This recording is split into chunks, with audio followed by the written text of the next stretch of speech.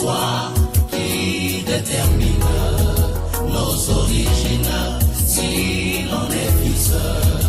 C'est le soir qui détermine nos origines, si l'on est fils.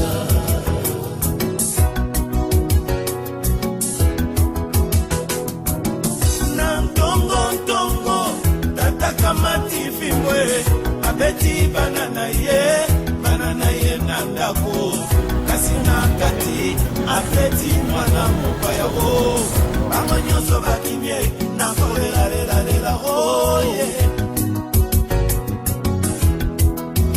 C'est le soir qui détermine nos origines, si l'on est fils.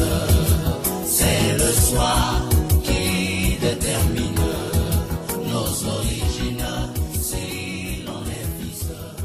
Alléluia.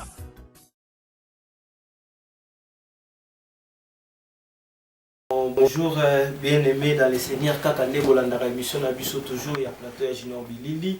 Lelo tozwami vraiment na mboka Lyon. Donc mboka Lyon epai wapi toko yamba mosali na Nzambe o ayambe biso na mboka oyo suite kaka ya ndenge tozali kosala ba recherche pona ko cultiver peuple de Dieu ba pousa sous mingi liboso na ye surtout na mingi ba jeune. Bonjour papa. Bonjour. Est-ce que tokoki koyeba kombo na yo? Nga kombo na Thomas Justin Tambika. Naza mokambi ya église nene awa na Lyon, cité des vainqueurs. Alors Nzamba telemisa na pesa ngolo. Et papa na biso kombo na ye Thomas Justin Tambika. Bon na koumela mingi te pona kokota vraiment na vif ya sujet na biso. Lelo na pona ki thème moko boye pona to partager na bandeko baza kotala biso na écran pe bandeko bazota biso na Facebook pe na internet. Donc tolinga ki to lobela vraiment thème moko très important pour na jeune au baza kolanda biso. Thème na biso ya lelo ezali jeunesse chrétienne face à la tentation. Boye bindenge mission na biso le kanaka tokotika Thomas na biso Justin à côté ya pe na suka tokotuna bituna. Thomas tolinga fongola la biso na o Nzamba pesio na thème oyo jeune chrétien face à la tentation. Alors jeune chrétien face à la tentation tolinga to tombola moi thème wana pona nini. Na kati ya thème wana tomoni eza na deux mots clés, eza na jeune et eza na la tentation. Pourquoi tolinga to lobela ba jeune? Jeune tout d'abord ezo définir lobby ya mboka. Parce que mboka batala ka croissance nango na kati ya ba jeune. Jeunesse soki eza ya kobeba, alors mboka lobby ekozala malamu te. Alors yango tolinga to lobela jeune face à la tentation. Alors tant tozo lobela jeune chrétien, tozo lobela ba paka mute po biso toza ba paka mute. Mutu biso nyonso tobota makana libuma mama tozalaka batu. Mais tokomaka chrétien ce qui toyambi Yesu Masiya. Wana moya Christ ekoti na bobo na biso. Sikotam tozoloba attentation. Attentation tozolobela eza na marque na forme moko ya ba obstacle. Jeune chrétien na makambo azokuta nango.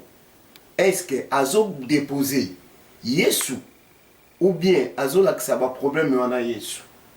Yango na sepele ki tosola nandeko na ngai likambo oyo awuti na mboka musika ekolukanga na mboka pale na mboka Lyon.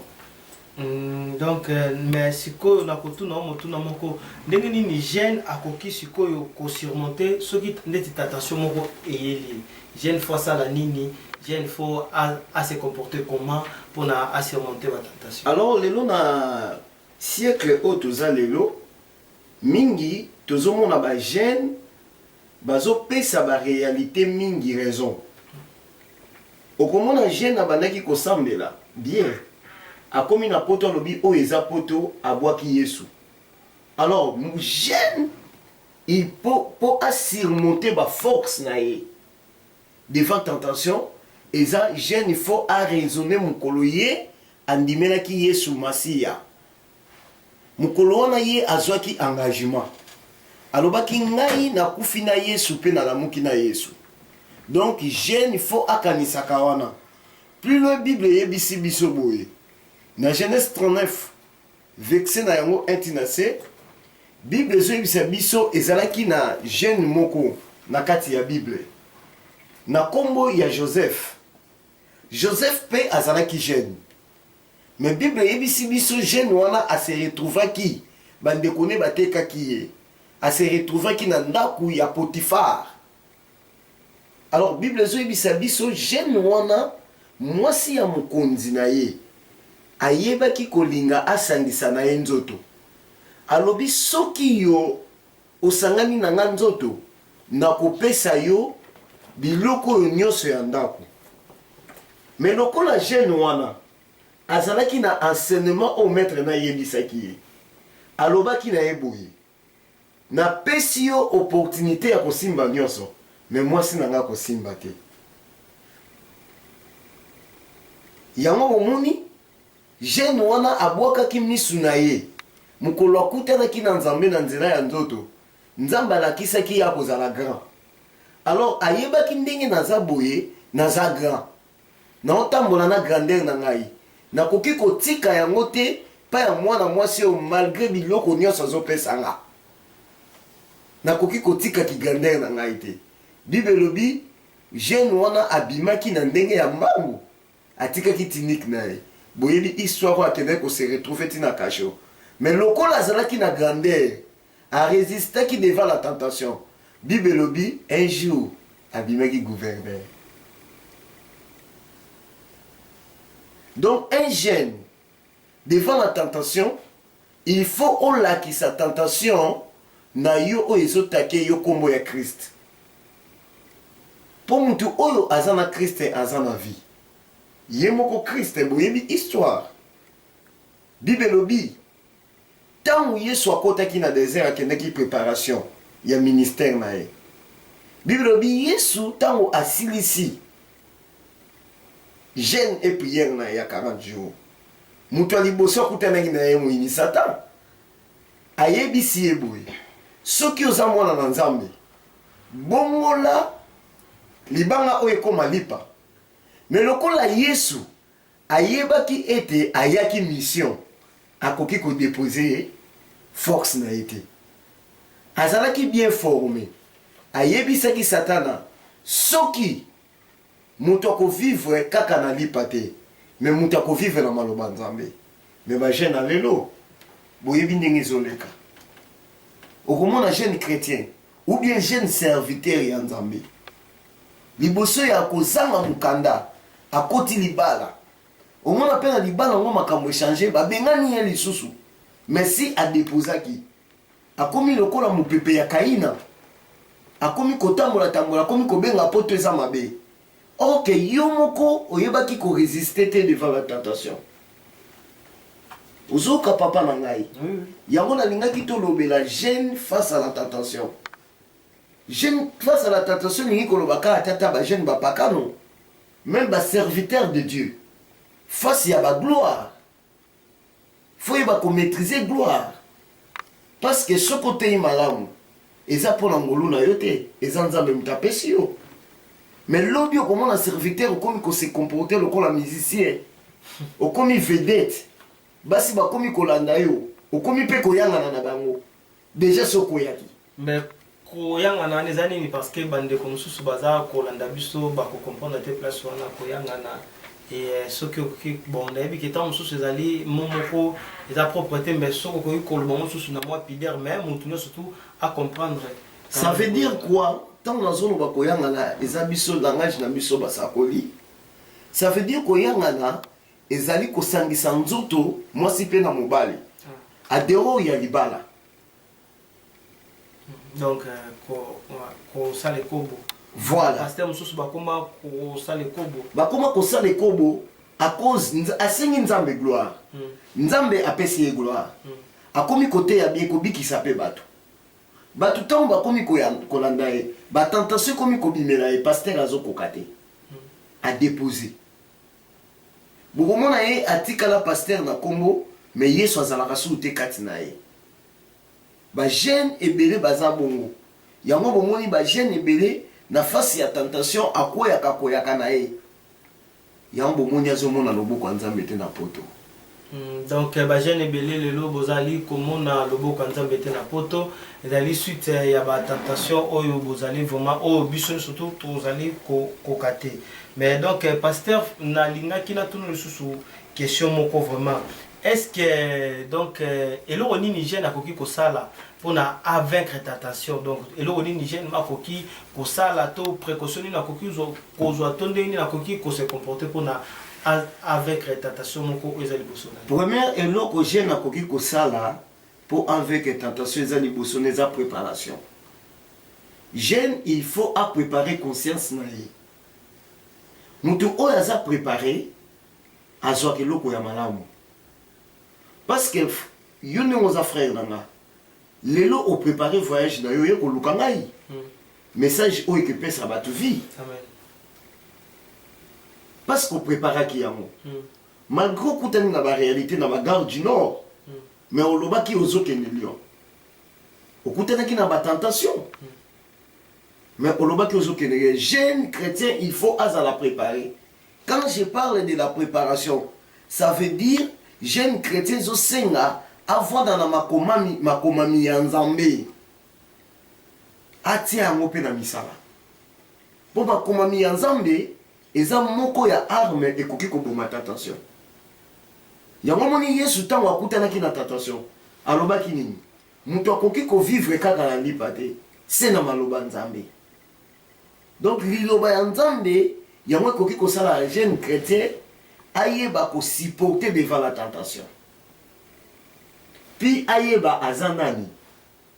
Pour mutu soka yebi azanani. Mais quand même tout le monde a payé donc suite teni ya ba situation ya mboka tant susu ndenge kozanga mukanda ndeti abiso na poto donc mutu pe okokinde toye okoti libala peza na ngo mabete pasteur na uti na nga na zana nga pasteur na ye na koti libala na sermo bepo na ndalo mukanda est-ce que waneza mabeto ndenge. Donc, sans qu'on réfléchisse, les amabés. Sans qu'on réfléchisse, les amabés. Donc, on peut ça yo. Et l'eau comme on a kati ya Biblia. Bible et yebisingai. Ba étranger ba banda le lote. Biso tozo kanisa ke bandi lelo. Bible et yebisinga ezalaki na mutu moko na kombo ya Daniel. Daniel akenaki na Babylone, ayebaki na kokende. Daniel tango akomaki na kati ya Babylone. Bible lobi Daniel akutaki ba réalité. Ba yebisaki Daniel fuka mena Nzambe oyo ya Nabucodonosor. Soko fuka mena ete bakoboko na libulo bankosi. Lokola Daniel azalaki préparé. Azalaki na confiance. Bible lobi babwakaki na libulo ya bankosi. Mais bakosi baliaki ete bakosi onga na zolo balelo eza bakosi physique te bakosi na zolo balelo eza basi eza ba réalité ba puissance tozo kutana nango na kata poto okomona mutazani mukanda akosi ya kozanga mukonda a déposer Nzambe na ye akomi kolanda Nzambe ya France okoti libala c'est bien sikosoko Nzambe apesi moi sur la stérilité. Balobi pe avons mukanda fo moi sa bota. Oyebi frère nanga na koyebisa yo Nzamba azalaka na bato bazalaka na ye. Aze spécialiste ya kotraiter ba cas grave. Alors soko kuteni na makambo wana ou bien yo mtozo tala ngai. Oza na documenté okoki kozala ozwaki rejet. Okoki kozala ozwaki nini soki otika mama na mboka. Dieu est capable de faire quelque chose. Pour la Bible, il y a Luc 1, verset 37. Zambé a sala kabiloko impossibilité pas Nzambe zalate. Nyo c'est possible pas inaï. Aza capable de koko rater na offrande. Aza capable de miser le document dans la mususu. Frère Nzambe aza capable ce qu'on a naie a péché au maladie. Après si on maladie aucun na préfecture na hôpital ba maladie au moins va te témoigner la te fois ba peso mukana pour la Bible singali les mauvais esprits qui sortent de Dieu saisissent Saoul juste pour David ya kobeta linganda pour molimo mabe bima na kati ya Saul. Donc nzambe muta préparaki molimo mabe oyo ekangaki Saul. Donc mutu nyonso atiaki likia na epa ya nzambe azangaki eloko te. Donc bino moko bandeko boza kolanda biso vraiment bozali komona émission oyo na sireza kopambola ba jeune ebele oyo baza kolanda biso na nzela vraiment ya internet to na nzela ya télévision vraiment. Donc partout bozali wapi na Allemagne na Suisse na Europe na Afrique na Asie na Amérique boza kolanda biso elongona Thomas Justin tolobi émission oyo ezali première partie et puis deuxième partie ba sujet mususu ekoya vraiment na sima. Donc tozali koko ba toujours émission so a na mboka Lyon to bosanité. Donc bande connexion surtout au bo soutenir kabiso numéro ya passer na biso Justin ezali koko mama na se ya ba écran na bino. Donc o vraiment oza na question koki ko benga pona ozo so éclaircissement bien. Donc papa Justin na moni tokolobela mingi te tokomi vraiment na suka ya émission na biso liloba ya suka to conseil ya suka koki ko pesa na ba jeune oyo bazali ko gumba bela banzambe ya bapaya a na France vraiment liloba ya suka to conseil ya suka. Conseil ya suka na opesa ba jeune ba o basalaki de gérer ba kweki na tentation bosala retour au père bozonga na makolo ya nzambe akotika bino te nzambe atika bana ete kolo nanga mpona azoyebisa bino apambola bino afungola biloko na bilekanga bakina kombo na Yesu.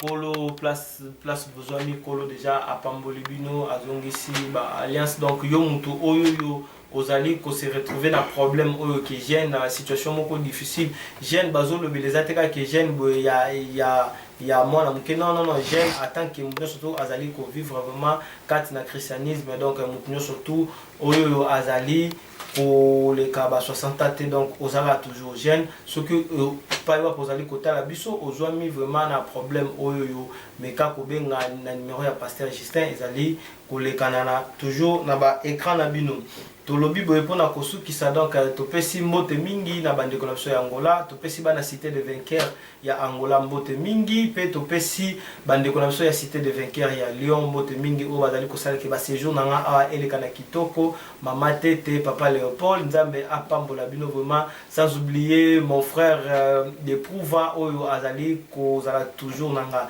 émission o soki bozali ko tala yango ezalaki pona ndeko na biso Ziko azalaki na caméra pe ndeko na biso Junior Bilili oyo a réalisé émission oyo ngamoko bobi humble serviteur na bino frère Nathan Dikasa. Donc mbote mingi na bandeko na biso ya Angola pe topesi mbote mingi na bandeko na biso toujours ya Belgique frère Guilain o asala rapé émission oyo yo etalama kuna na Belgique.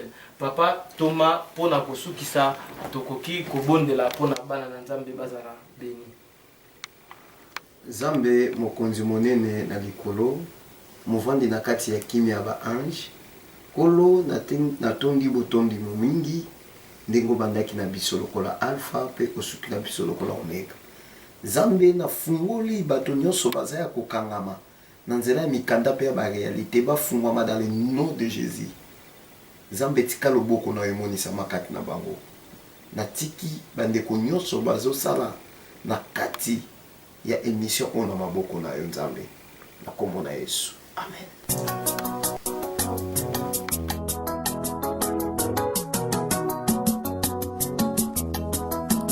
C'est le soir qui détermine nos origines si l'on est fils. C'est le soir qui détermine nos origines si l'on est fils.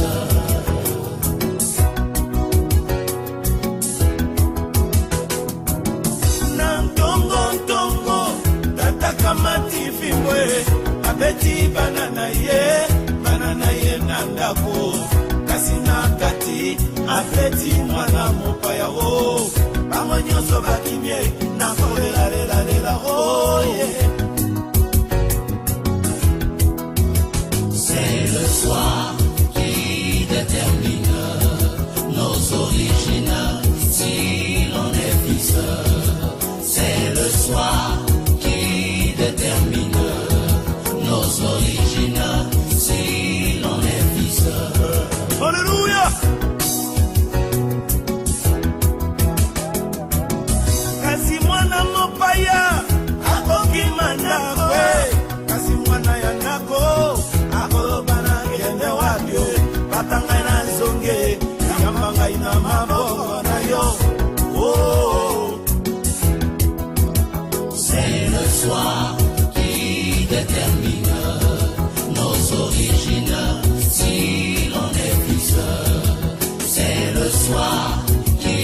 détermine